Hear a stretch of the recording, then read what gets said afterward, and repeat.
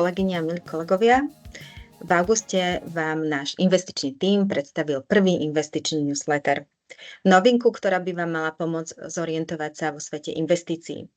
A v náväznosti na tento newsletter by sme vám chceli na pravidelnej báze ponúkať aj krátke video rozhovory o aktuálnom dianí na trhu s kolegami z investičného oddelenia. A práve preto som si dnes do rozhovoru pozvala autora tohto prvého investičného newslettera, Tomáša Tomčanyho. Ahoj Tomáš, rada ťa vidím a Ahoj, vítam Janka. ťa v našom rozhovore spoločnom. Ďakujem za pozvanie a takto prostredníctvom Teamsu pozdravujem aj všetkých kolegov. Ďakujeme ti za tvoj pozdrav. A keďže malo by to byť krátke video, tak poďme hneď k téme, čo mňa zaujíma a možno pevne verím, že to bude zaujímať aj naše kolegyne a kolegov. Takže rada by som chcela nadviazať to, o čom si písal v newsletteri. Písal si tam o hektickom lete na našich finančných trhoch. Tak nám prosím ťa prezrať, ako sa to odtedy vyvíja, tá situácia. Už sa konečne ukludnila? Už nie je leto, teda je ešte teplé leto, ale Áno, už v kalendári je september. Stále je, presne, ešte máme stále horúce počasie. Ako som písal aj v newsletteri, tak horúce bolo leto nie len vonku, ale naozaj na finančných trhoch. Zažili sme jeden z takých najväčších krátkodobých prepadov na trhoch za posledné 2 roky.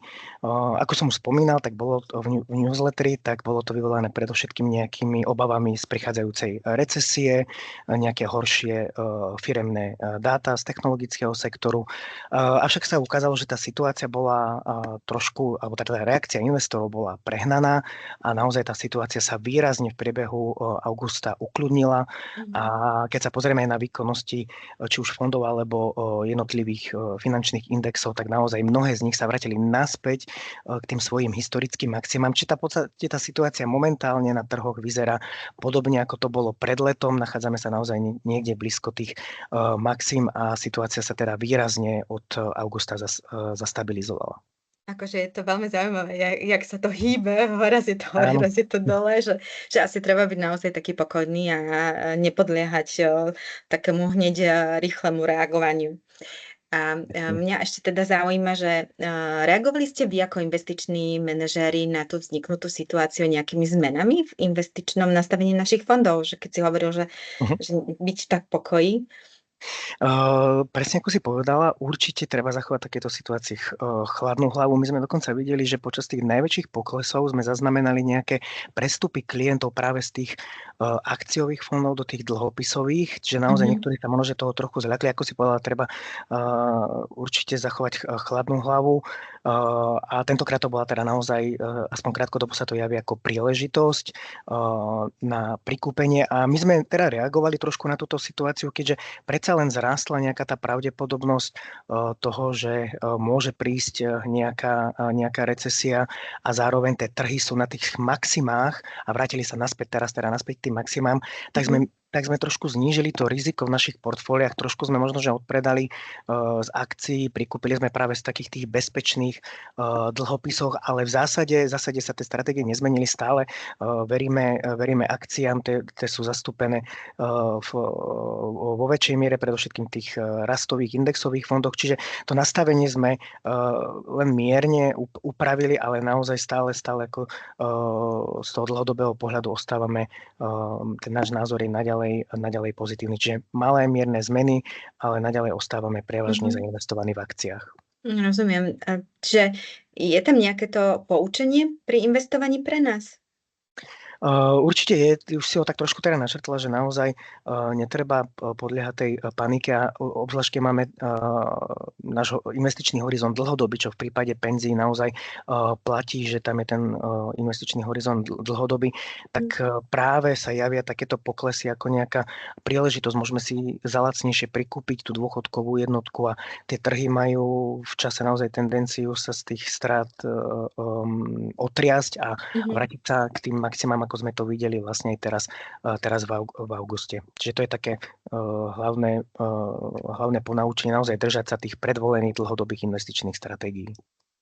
A teda naše fondy, to dianie na tých trhoch, že ako si teraz stoja, Mhm.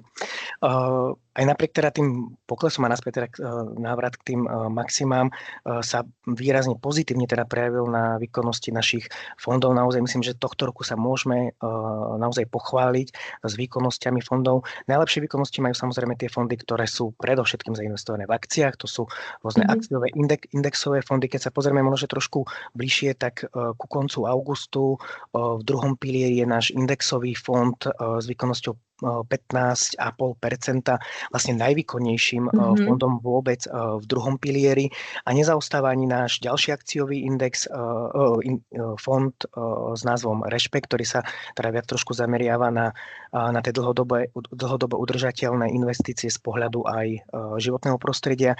Fond Rešpekt vlastne má výkonnosť 14,7%, čo sa tiež radí vlastne medzi tie Mhm. top a naozaj aj ďalšie zmiešané fondy, ktoré majú v sebe aj dlhopisy, tak aj tie sa blížia k 10%.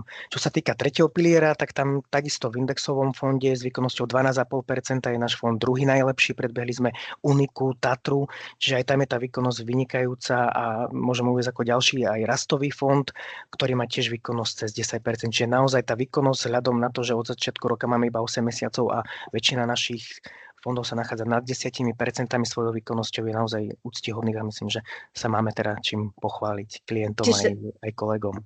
čiže stojíme si to pre porovnaní s konkurenciou. Áno, áno, áno. Naozaj Hej. v tej som povedal, sme v tej top, patríme medzi tie top fondy v rámci penzí.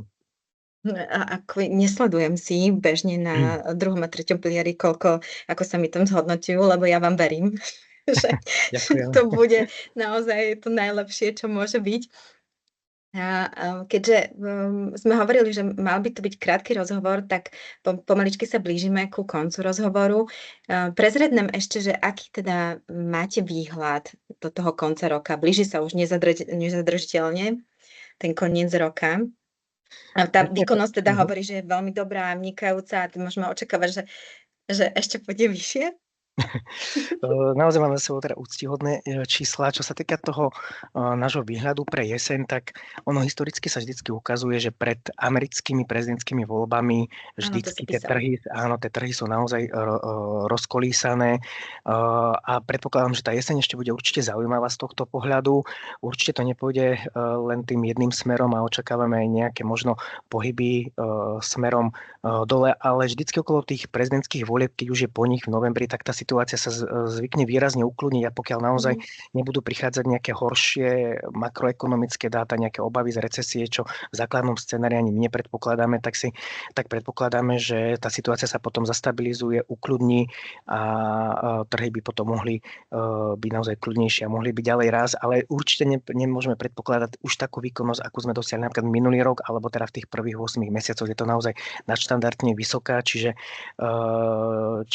netreba počítať s podobnými ziskami, ale nevidíme ani naozaj nejaký čierny scenár, že by mal prichádzať rok 2008, takže určite sa netreba nejak obávať, ale tie výkonnosti v tom ďalšom období budú určite nie tak výrazné, ako sme videli v Mhm. začiatku roka.